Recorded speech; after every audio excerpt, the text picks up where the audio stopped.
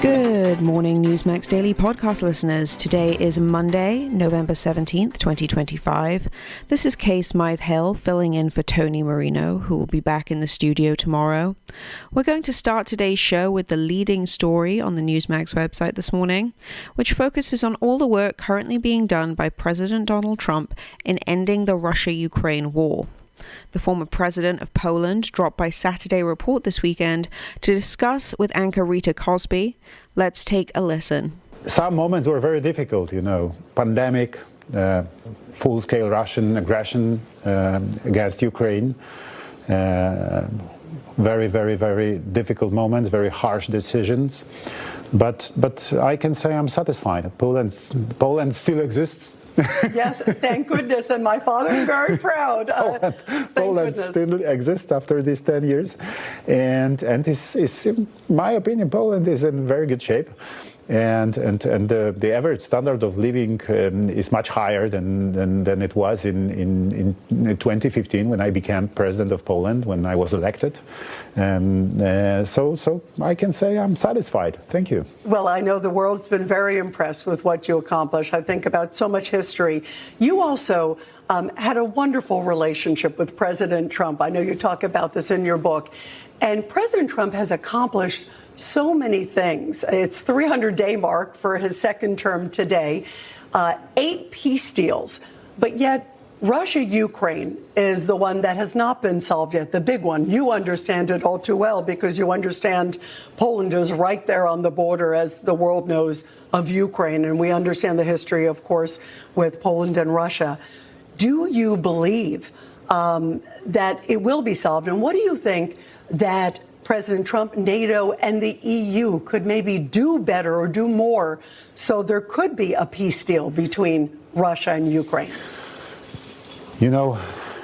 These years of cooperation between President Trump and me were years of in my opinion, great success and great achievements in Polish-American relations.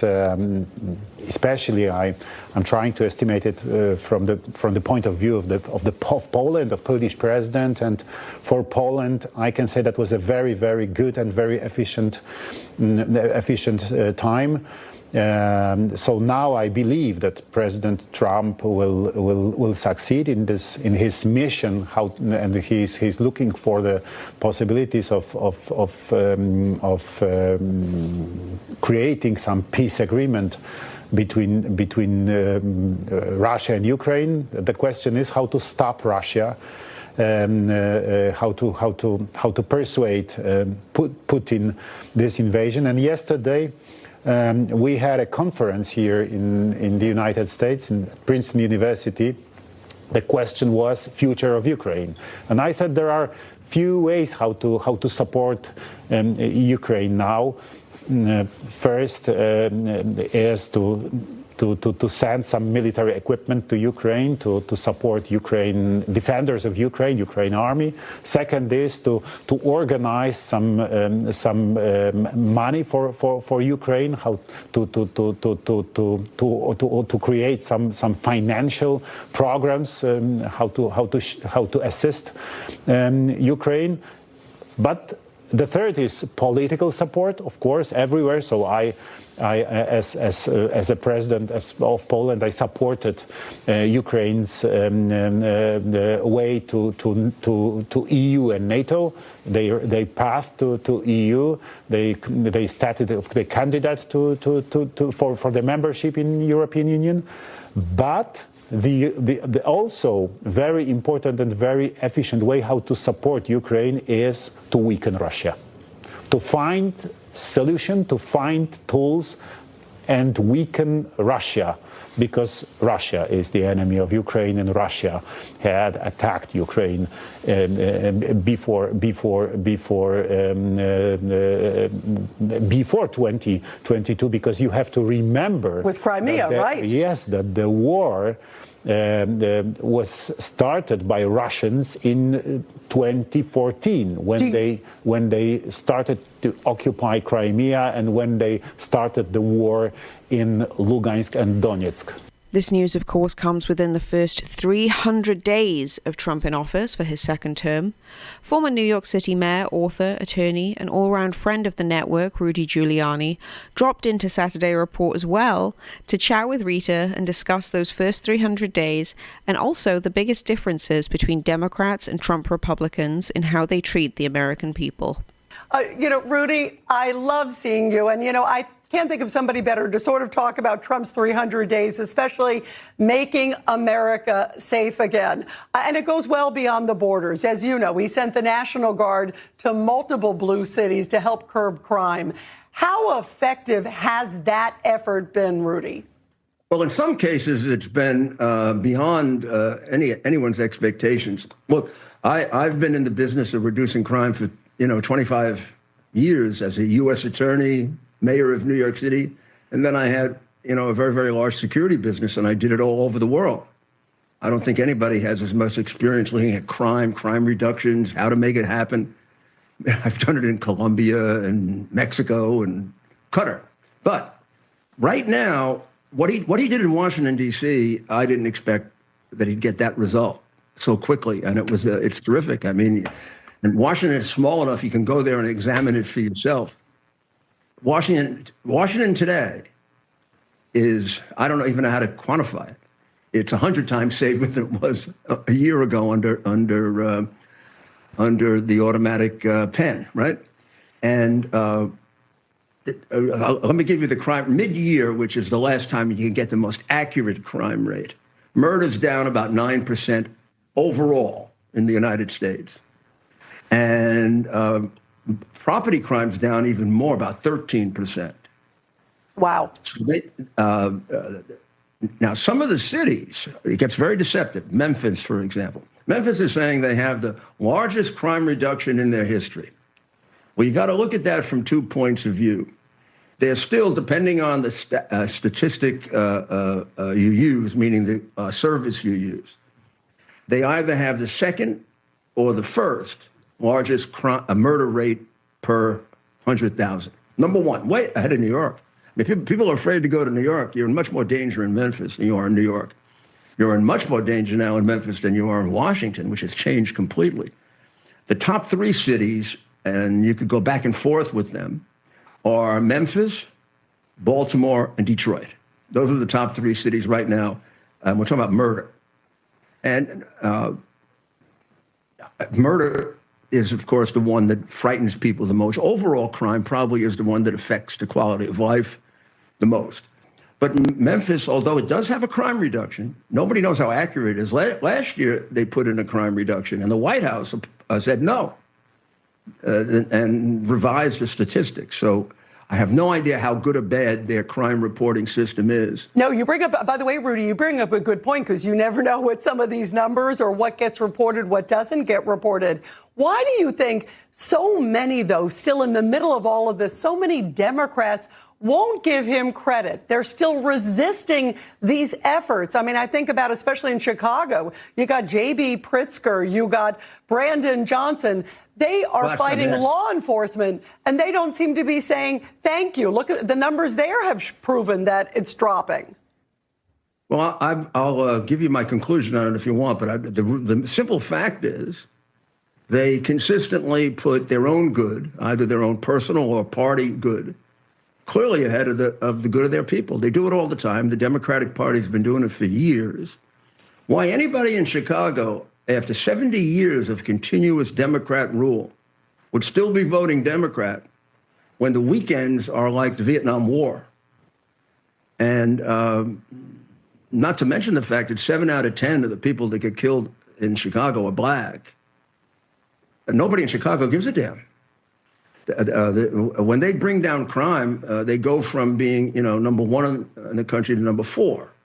They've never had a crime reduction. None of them have, like New York had when I was mayor, which was 60%. That was the murder reduction. Washington had that, and that's the only way you really get control of it. It's like just a all out assault on crime. You bring it down real quick. Now the real answer then you have to have the requisite number of police to keep it down. a couple of things kill these Democrat cities. They have such liberal laws, pro-criminal. They're literally pro-criminal laws, like the bail law, where they don't set bail. So in my city, I could probably identify, if I had the time, 5,000 to 7,000 that would not be walking the streets of New York if I were mayor, or Bloomberg. Staying on the theme now of Trump's 300 days in office, U.S. Ambassador to NATO Matthew Whitaker joined Tom Basile to discuss the American economy and defining the Trump doctrine, both domestically and internationally. Ambassador, thank you so much for making time for us. It has been a very busy 300 days, and I think that for many Americans, the president's direct engagement on a number of issues and conflicts perhaps sort of came as a surprise of what was really supposed to be a much more of a domestic policy-focused administration. But there have been some pretty dramatic results. What would you say has been his most significant achievement thus far? Yeah, well, it's great to be with you. And, I think from day one, the achievements have been coming. I mean, whether it's the 8 peace deals that he has made and expecting the 9th one to be coming. But, he also had the one big beautiful bill where, no tax on tips, no tax on Social Security, no tax on the interest on American-built cars, just a real great domestic policy. And then, obviously, what we delivered at the NATO summit in The Hague this year and the 5% defense spending commitment from our NATO allies, all of those were massive wins. Yeah, I'm sure you remember how the left in some of the corporate media, they attempted to scare Americans by saying that Trump was going to leave NATO, that he was going to abandon the alliance. Of course, that didn't happen. In fact, a lot of folks believe that NATO is stronger. So talk to us about the state of the alliance. You alluded to the increases in spending. But what else, now that you've been there over these last number of months, do you see in terms of a change? Well, first of all, there's no doubt that Donald Trump has made NATO stronger. He has made sure that our transatlantic defense and our allies are contributing and boosting their capabilities and their resilience and investing in their own defense. Many European countries took a peace dividend where they took their foot off the gas, stopped investing in their military, stopped investing in border security, and it's been hard for them to ramp back up. But with President Trump reelected and sworn in January, you've seen a renewed focus on this exact issue. And I'm traveling all over the alliance, and I'm seeing the real capabilities that are being fielded by our allies. And, it takes the burden off the American taxpayer, who no longer has to provide the conventional defense of the European continent. And that's a big win for President Trump. It's a big win for the American people, but it also, our European allies are also strong. Let's talk about the state of play right now with Russia, a country that does impact policy in Europe and the security of Europe. The president has given Vladimir Putin a number of chances to come to the table to negotiate an end to the war in Ukraine. The president is, I think, very genuine. He says he wants to stop the killing. He wants to end this war. Do you believe that his strategy is ultimately working here, and why? Yeah, his strategy is working. He's putting more and more pressure on Russia to end this war. This war has to end. The killing is senseless. Thousands of soldiers every single week are dying on the battlefield, especially on the Russian side. It's been going on for almost 4 years. We're going to pass a date where this war has been going on longer than any war on the European continent, including World War I and World War II. And so, you add all that up, and what you find is that President Trump is taking the right strategy.